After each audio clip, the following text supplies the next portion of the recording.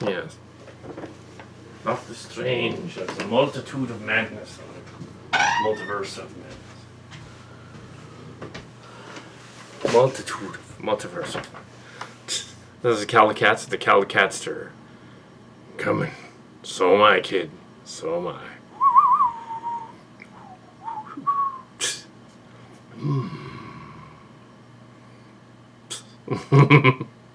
Yeah. That actually means something in this movie, believe it or not. Which is weird, because that means that Sam Raimi and Kevin Feige are familiar with On Location and Starship locations. Which they could be, I guess. I mean, it has been published for a few years. They could have read it. Yeah, so it's... that was a reference to a 4th of July event around the same time as the movie Unforgiven came out. 4th of July event in the 1990s. We were at junior college, so it had to be, junior college. I think Mark's Cards was an early freshman at junior college. I was there, so it would have been like 92 or something. And there was somewhere around there. But he was also local to that area, so it could have been earlier. But yeah, it was definitely connected to Unforgiven because we were making fun of it. And we're at this 4th of July thing, and Clint Cowpoke was there, early Clint Cowpoke, and he was there. And so we were up on the thing, and there's a little kid in the distance, and he runs up and he's like to his father, and he's, Daddy, I'm coming, and he runs up the hill, and Cowpoke gets down on his knee, and he looks over all grizzled, and Clint Eastwood like, and he says, "So am I, kid. So am I." He wasn't saying it to the kid. He was just Mark was all laughing. Well, yeah. So, fast forward 20 years later. Wow. Okay. 30 years later. Fast forward 30 years later. 1992. Yeah, 30 years later. Fast forward 30 years later. Doctor Strange utters the same line in Multiverse of Madness. That's the Kal Kat Mark Scars moment movie right there. That's the moment of Zen. Doctor Strange tells America Chavez, "So am I, kid. So am I." In the same tone of voice.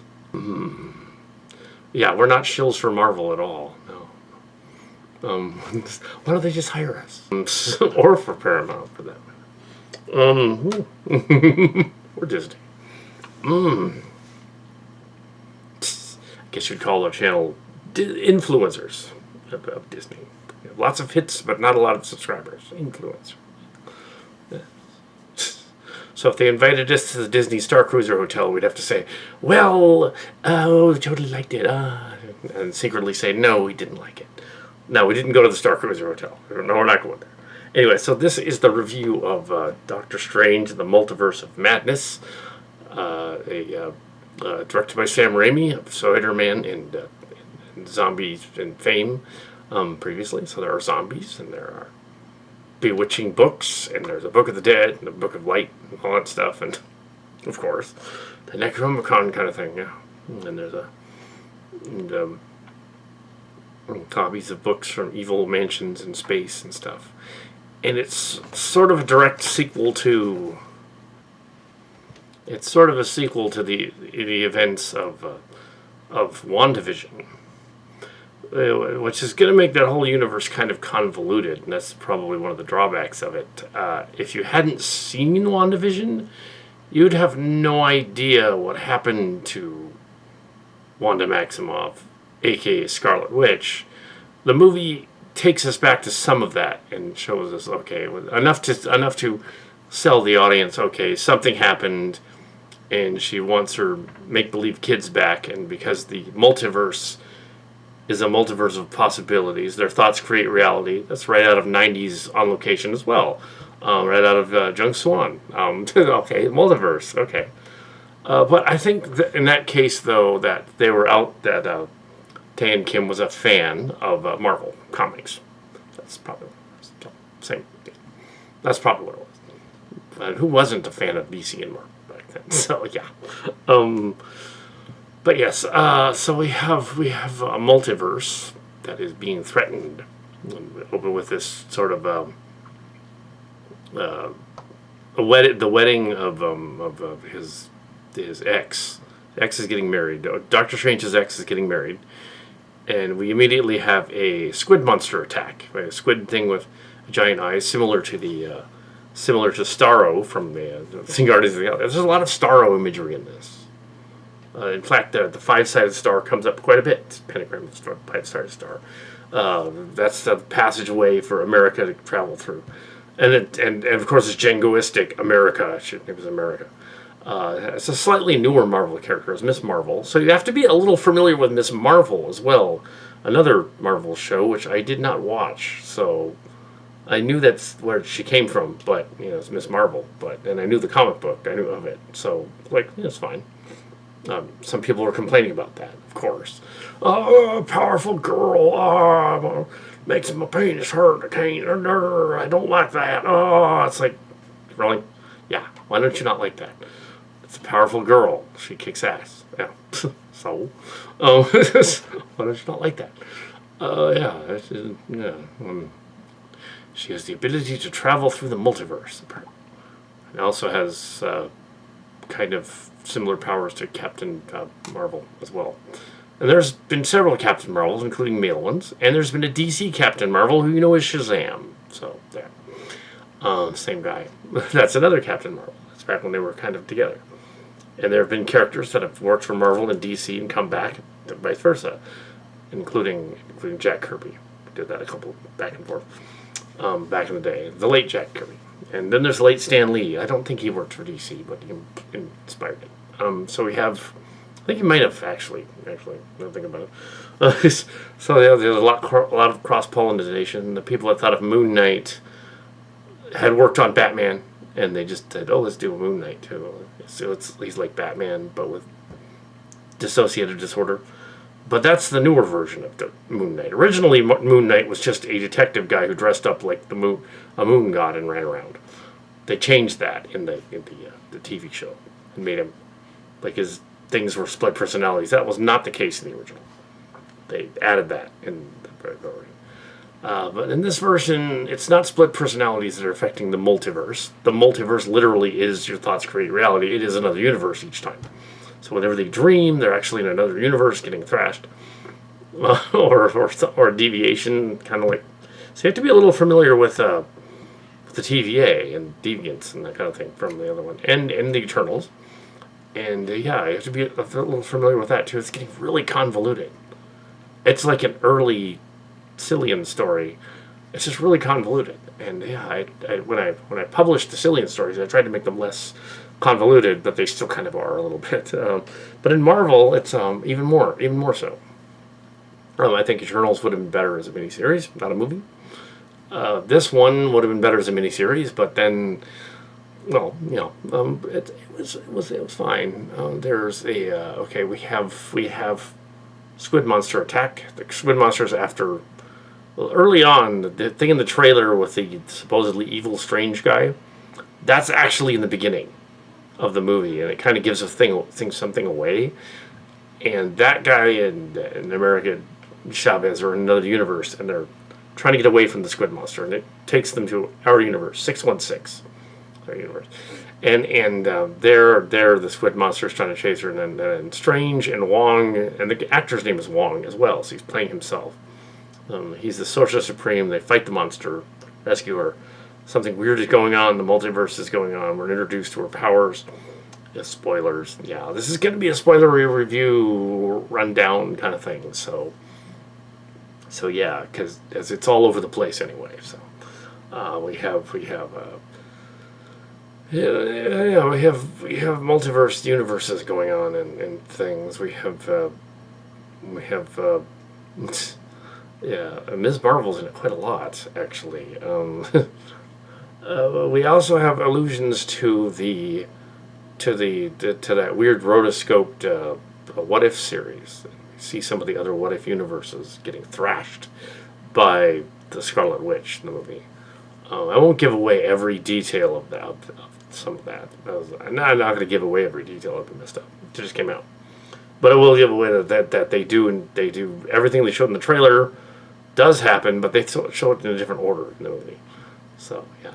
I can see why Kevin Feige was like, you guys showed too much in the trailer. Shouldn't have done that. Yeah, they kind of did. That's why I didn't watch the last trailer, because I was like, no, you guys are giving away too much. Just showing the other Stranges, you're giving away too much. Don't do that. So, yeah, it's a doppelganger thing, but it's in a completely different way that I won't give away the last act at all, because, it's very much Sam Raimi.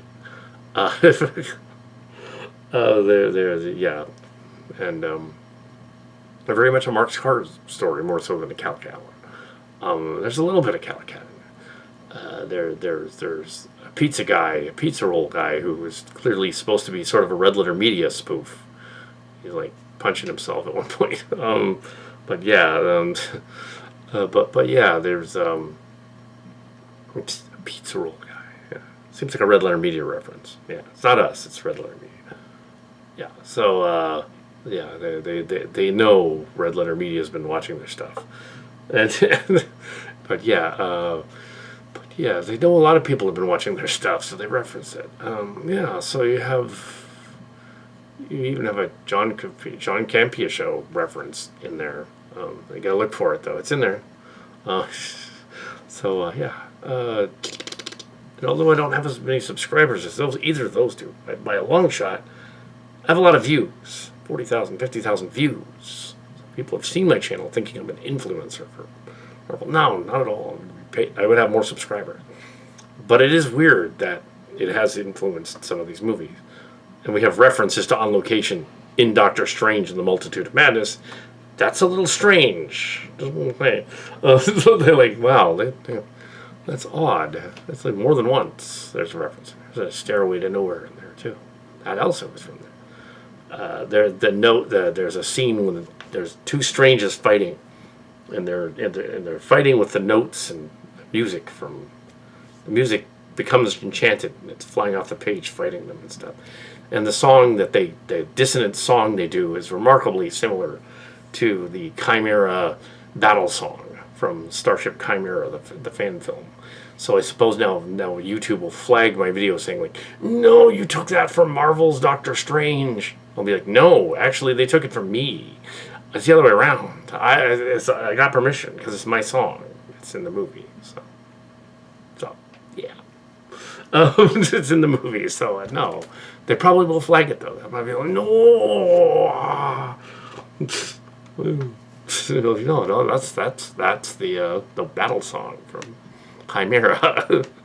There's also a little bit of the Q Continuum song from Chimera. A little bit. Some of it. It's odd. Yeah. Well, they're a big studio, so I guess they can get away with that. Yeah. It's just a coincidence? Or is it a multiverse where in some part of other multiverse the Kal Kat show was mega famous and there's like a studio and maybe. So the multiverse in this case is an actual real place. Like they go in and out of different universes, like in the Transtech Space Bridge stuff. Less a shared hallucination or virtual sandbox, and more of a literally thought through reality. Any reality happens, physics thing. Schrodinger's cat. Kind of thing.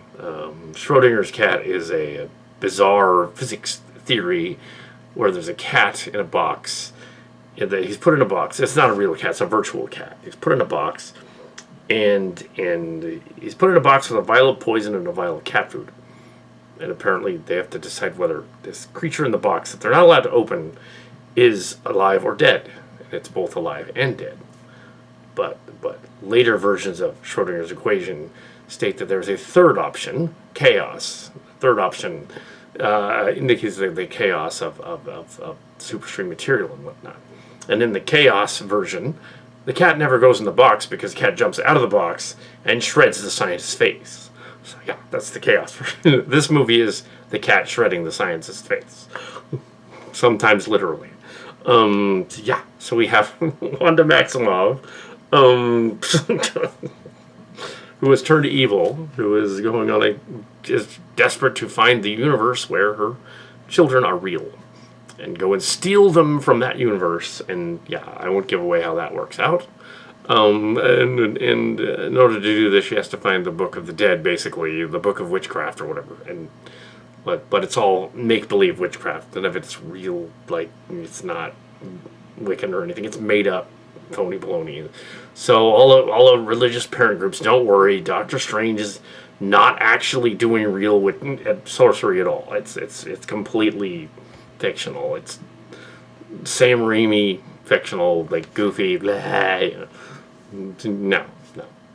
They don't tell you how to do any spell casting.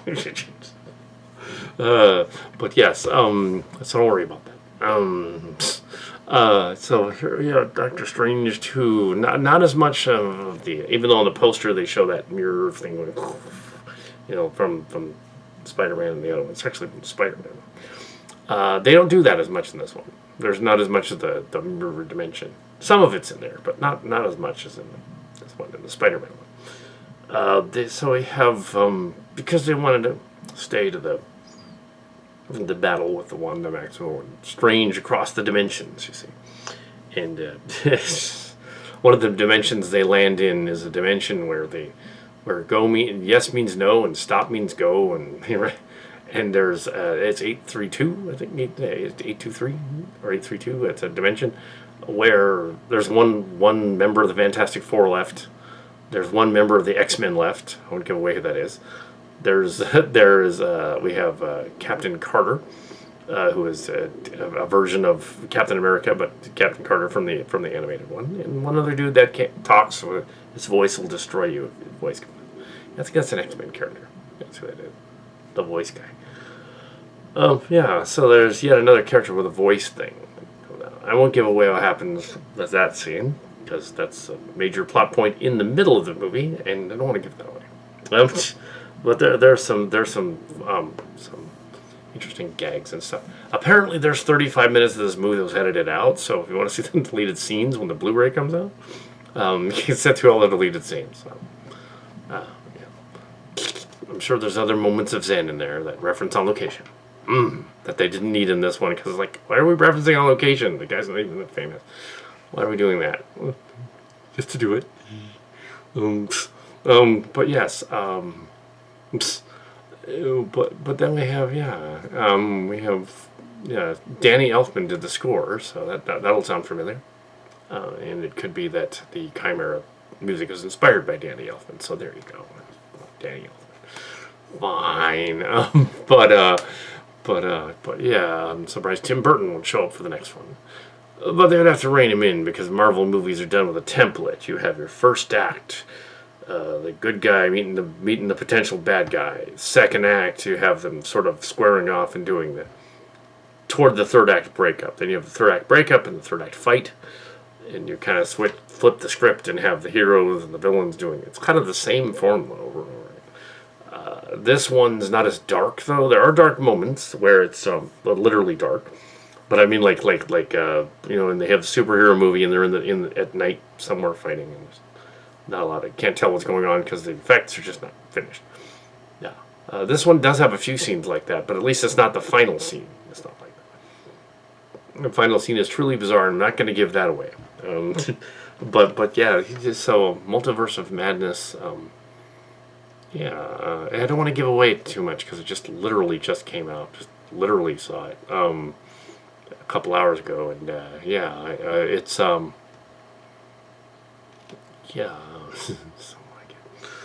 am I. I've been cowpoke reviewing it then. Ooh, although the guy that punches himself doesn't look anything like Cat or Cards. Yeah, it looks more like an old man version of Jay from the other show. Or what's going on with that? From Red Letter Media. Doesn't look like Rich or Mike. He looks like Jay. But yeah, it kind of looks like Robert Burnett now that I think about it from Axanar. Ex-Axanar. Now on the Campia show. It's not him, but it kind of looks like him. Yeah, and I did not see Morbius, so I don't know if it was any good or not. I hear that wasn't actually very good. Yeah, so it wasn't very good.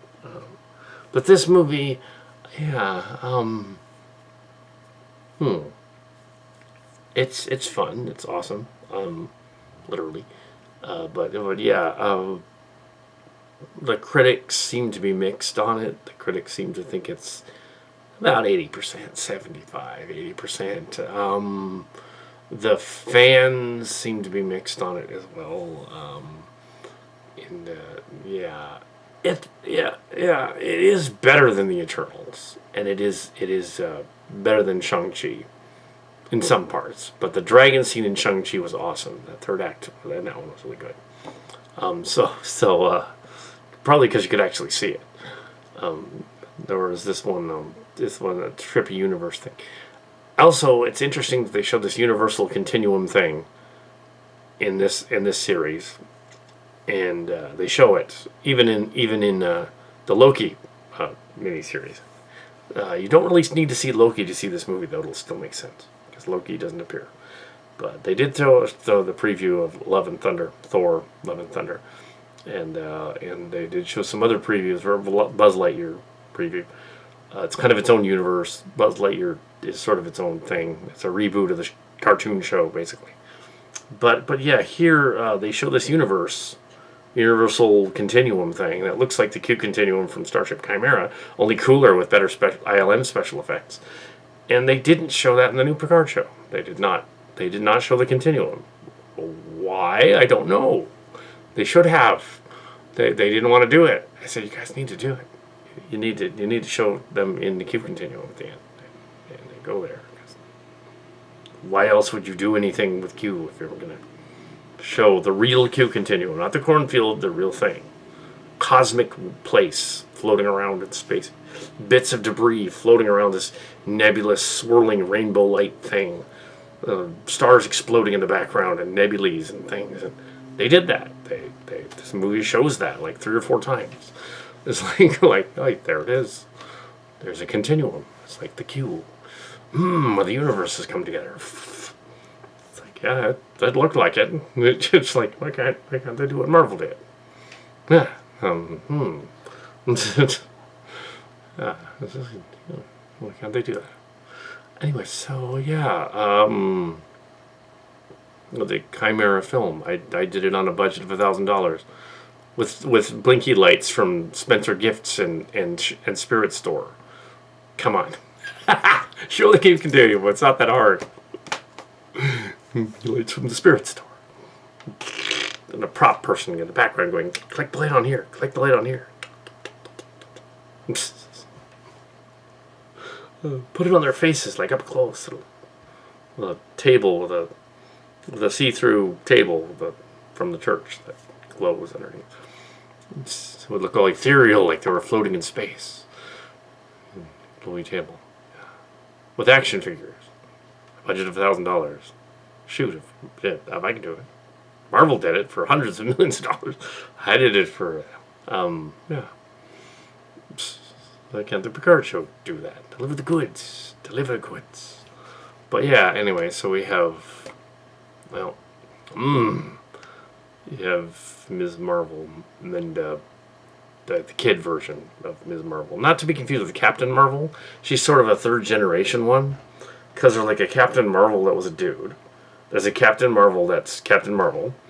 Kind of like the 90s movie, but earlier. But she was replaced by a black lady Captain Marvel who does have a cameo in this one. In another universe.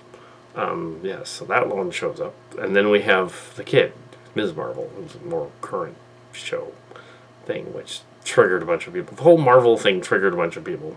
Mainly right-winger, misogynist males who didn't want to see women in power. Well, I hate to break it to them, but they are. So, tough. But yes. And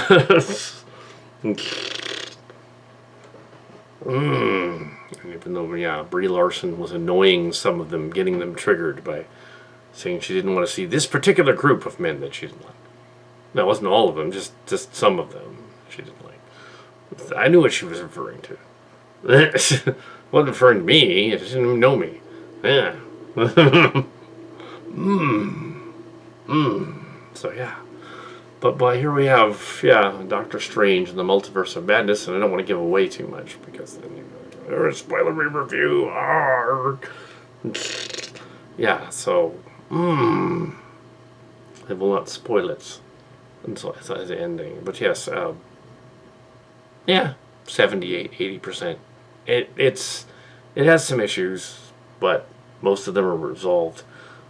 Some of the other universal destruction stuff is a little too on the nose and too sudden. It's like, well, if some of our heroes could do stuff to other people, and that would give away too much to explain that.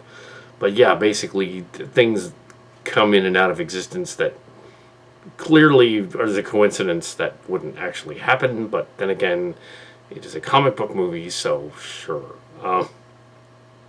Sort of like how in the Eternals, the sky opened up and there was that giant robot up there. It's like no one else saw that. In the Eternals. Yeah. So, but yes. So you have to be familiar with Ms. Marvel, WandaVision, and What If, and quite a lot of What If, and you have to be familiar with WandaVision, Ms. Marvel, and What If, and that's pretty much it. Which unfortunately does take it off of a higher rating because you have to be familiar with some other stuff that already happened. And that makes it convoluted, even though they do explain some of it. And the key story that's going on with Wanda Maximoff, Scarlet Witch, does make sense. It's just that, and we're reminded of it, but it's still, like, yeah, if you weren't familiar at all, if you walked in this cold and said, this is my first Marvel movie I ever saw, you'd be completely at lost. You'd be like, what? Yeah? I mean, yeah, if you're going to a movie and you're thinking like, oh, I want to watch it, you'd be lost. So.